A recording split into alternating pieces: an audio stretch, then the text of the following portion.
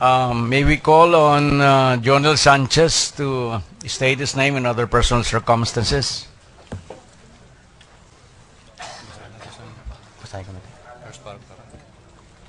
Ako po si Jonel Sanchez Tan, 40 gulang, Pilipino, may asawa, may 2 anak, at kasalukuyang nakatira sa Cluster 13, 3B, Madrigal, Compound, Malacanang Park, Manila. May I proceed, Mr. Chairman? Mr. Jonel Sanchez, Itan. Excuse me, Your Honors. Excuse me po. May I allow to speak? I'm Attorney Jen Louis Velandres, respectfully appearing as counsel for Jonel Sanchez, Your Honor. Your role is just to advise witness of His rights. his rights. No? Yes, so, Your yun Honor. lang. So, papayagan ka lang namin magsalita Opo. para sabihan mo yung iyong kliyente, no? But not as a lawyer here for your to say whatever you want, no? Opo, Ano lang. Mr. Chairman. Ngunit maaari po bang mapagbigyan na magsalita tungkol lamang doon sa issue ng immunity? I'm sorry, we would rather hear the witness than you. So anyway, Opo. similar to our previous procedure, we will ask na-identify na ho ba yung document? Now only. Sige, hindi pa? May I proceed, yes? Opo. Sige. Excuse me, sir. Ginawang Sir, kahit wala po akong immunity, nagsasabi lang po ng katotohanan dito ngayon. Salamat. and besides, Chairman, Mr. Chairman, we are already in receipt of the 2 immunities granted by the Speaker. So kindly read into the record, please.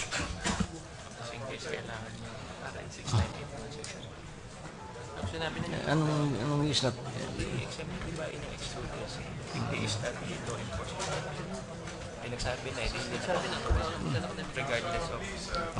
Mr. Secretary. May I continue, Mr. Chairman? Ginoong Jonel Sanchez, Itan, meron ka bang ginawang isang sinumpang salaysay? Meron po, sir. May 3 pahina. Opo, May sir. petsang September 30, 2016. Yes, sir. Your Honor, may we request that this affidavit of... But first, I'm showing you, pinakikita ko sa iyo ang sinumpang salaysay na ito na may 3 pahina. Pakibasa mo nga at sabihin mo sa kagalang-galang na committee na kung ito yung pinasabi mong sinumpang salaysay na ginawa mo.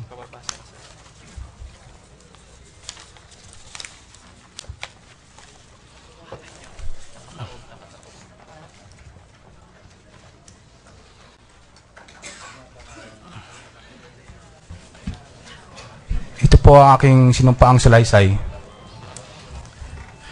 May we request, Your Honor, that the first page be marked as our Exhibit S.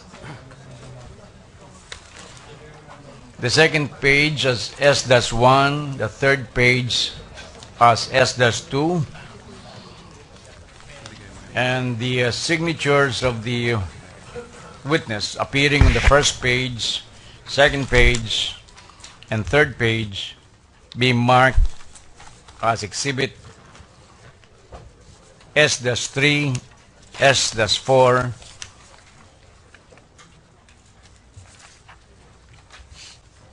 and the last page S-2-A.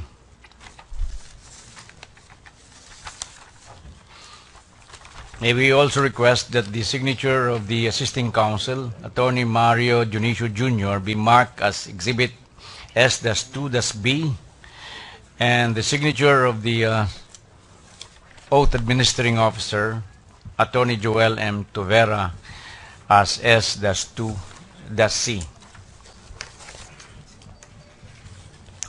Mr. Sanchez, pinatutunayan mo ba na ang lahat ng nilalaman ng iyong sinampang salaysay na ito ay totoo? Yes, sir. Pinatutunayan mo ba na ikaw ay hindi pinilit, hindi binayaran, hindi pinangakuha ng kung anuman para gumawa ng salaysay na ito? Yes, At sir. ito ay voluntaryong iyong ginawa? Yes, sir. Mr. Chairman, the witness, I think, is ready for questioning. Thank you, Mr. Secretary. Mr. Witness, will you please read into the records your sinumpaang salaysay? Pakitayo lang, pakitayo. Tayo kayo.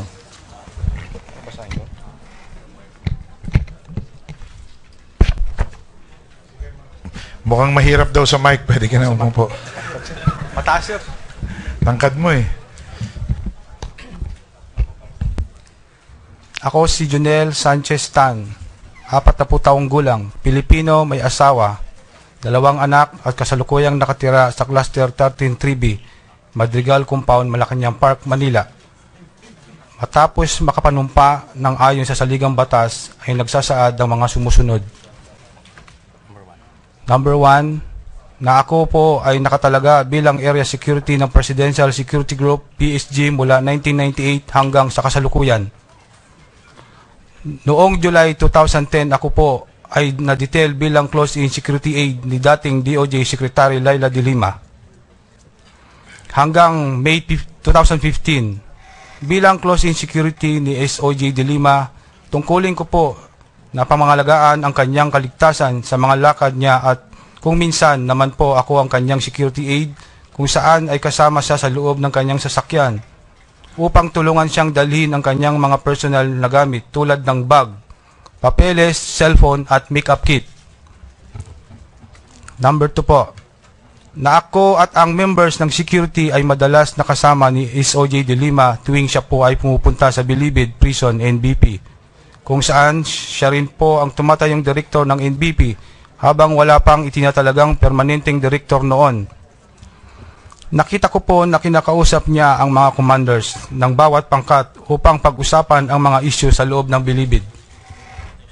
Number 3 po, ang close-in security ni SOJ de Lima, pinamumunuan ni Mr. Ronnie Dayan na kung tawagin namin ay boss.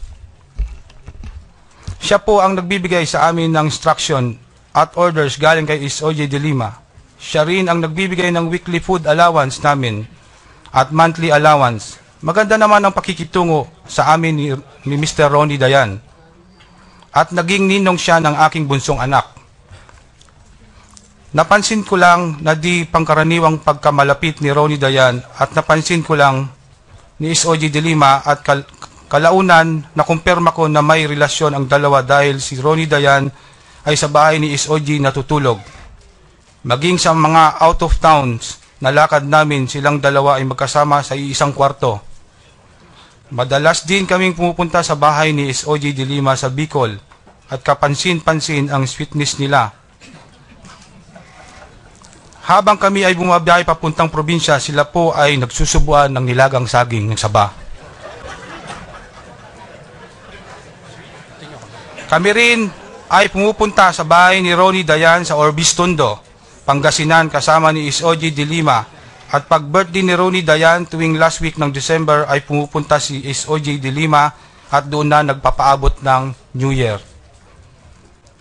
Sa tuwing kami ay mag-grocery, binibila ni SOJ de Lima si Ronnie Dayan ng paborito niyang Pondador at Marlboro.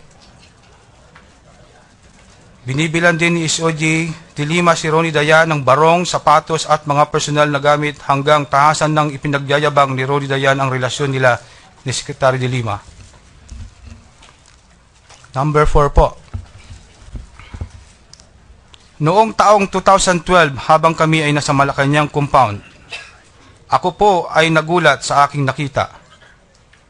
Habang kami po ay nakapark, ako ay tinawag ni Bantam, driver ni SOJ de Lima.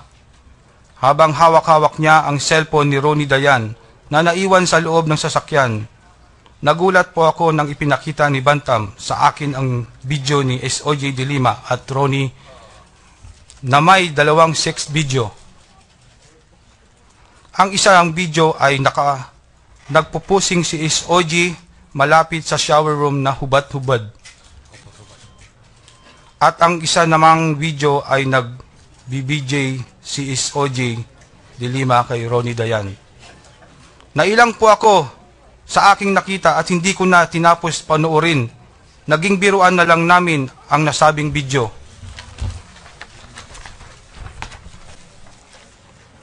Number 5 po. Na noong November 2013 ay nagpasama sa akin si P.O. Third Mercado kasama ko sa PSG upang dalawin ang tatay niya na nakakulong sa NBP na si Tatay Victor Mercado. Nakikiusap sa akin si Tatay Victor Mercado na tulungan ko siyang ilapit kay SOJ de Lima ang maaga niyang paglaya. Lumapit din sa akin ang ibang inmates para magpaabot ng kanilang mga hinaing sa loob ng maximum. Sinabi ko sa kanila na gumawa ng sulat at ipaabot ko kay SOJ de Lima. Paminsan-minsan naman ay sinasamahan ko si Janie, pinsan ng asawa ko, para dalawin sa NBP si Don Bugo, na asawa niya. Noong October, number 6 po, noong October 2014 ay nakilala ko si Mr. Renanti Diaz na ipinakilala sa akin ni Tatay Victor Mercado. Si Renanti Diaz ay tumatayong manager ni Herbert Colanco. Nakalaunan ay nakikisuyo sa akin na magparating ng mga letter request ni Herbert Colanco kay SOJ de Lima at kung minsan naman ay nakikisuyo sa akin na nasamahan para magdala ng invitation kay SOJ de Lima para sa concert ni Herbert Colanco. Kaming dalawa ni Renanti Diaz ay naging malapit kaya paminsan-minsan ay lumalambing ako sa kanya ng pera katulad nung birthday ko, Pasko at for the boys. Pinapadala ni Renanti Diaz ang pera sa money carrier. Sa 3 pagkakataon na nagpadala ng pera sa akin si Renanti Diaz ng buong halaga ay 15,000 pesos. Maliban doon ay wala na akong tinanggap o hininging pera kay Renanti Diaz. Number 7 po. Na noong first quarter ng 2015 ay nadagdag sa tropa namin bilang security ni SOJ na si Warren Cristobal galing sa MMD Riders. Ang pagdating ni Warren Cristobal ay naging banta kay Ronnie Dayan na siyang pinagmulan ng alitan nila ni SOJ de Lima. Pinagsisilosan ni Ronnie Dayan si Warren Cristobal noong March 2015 ay tuluyan ng tinanggal ni SOJ si Ronnie Dayan dahil hindi pagkakaunawaan tungkol kay Warren Cristobal. Mula noon ay si Warren Cristobal na ang tumatayong security aid at driver ni SOJ. Sa kanya na rin kami tumatanggap ng instruction or orders mula kay SOJ. Kapansin-pansin din ang closeness ni Warren Cristobal at SOJ kung kaya't nagdududa na kami na may special na relasyon ang dalawa. Napansin ko rin noong nag-target shooting kami kasama si SOJ de Lima at Warren Cristobal ay biniro ni SOJ de Lima si Warren kung type niya daw ang baril ni SOJ na STI, isang mamahaling baril. Nagtaka na lang kami kinabukasan dahil ipinakita sa akin ni Warren Cristobal ang baril ni SOJ de Lima na nakasukbit sa baywang niya. Napag-alaman ko na inilipat na ni Warren ang baril ni SOJ sa pangalan niya. Number 8 po. Noong huling linggo ng March 2015, ako po ay nag-file ng leave at namalagi sa Pampanga upang magbakasyon at makasama ang pamilya ko. Noong unang linggo, May 2015, ako'y bumalik sa trabaho at nag-report kay SOJ de Lima. Makalipas ng 3 araw, ay sinugod namin ang tatay ko sa ospital dahil sa atake sa puso. Humingi ako ng tulong kay SOJ, ngunit hindi niya ako tinulungan, kaya gumawa ako ng paraan at lumapit kay Associate Commissioner Repiso ng Bureau of Immigration. Ako ay kanya namang ni-repair kay Governor Umali ng Mindoro kung saan ang asawa niya ay chief nurse ng Heart Center. Ito po ay ikinagalit sa akin ni SOJ de Lima na siyang itinatanggal ko bilang close-in security. Noong banding yon ako ibinalik sa PSG kung saan ako ay nag-duty bilang area security ni Pinoy. Number 9 po. Ito po ang aking kusang loob na salaysay upang linisin ang aking pangalan na nadadawit sa investigasyon tungkol sa kalakalan ng illegal na droga sa loob ng National Bilibid Prison. Hindi po ako tinakot, pinilit o pinangakuan ng kahit anumang pabuya para gawing salaysay na ito. Pinatutunayan ko din ang salaysay na ito ay pawang katotohanan lamang.